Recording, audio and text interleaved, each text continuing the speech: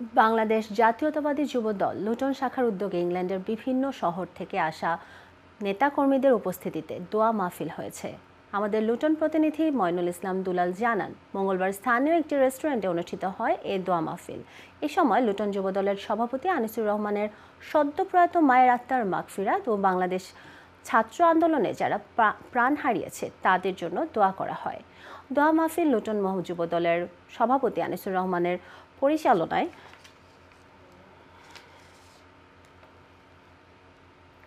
এবং সাধারণ সম্পাদক মামুন আহমেদের পরিচালনায় প্রধান অতিথি হিসেবে উপস্থিত ছিলেন যুক্তরাজ্য যুবদল সভাপতি ও যুবদল কেন্দ্রীয় আন্তর্জাতিক বিষয়ক সম্পাদক রহিমউদ্দিন।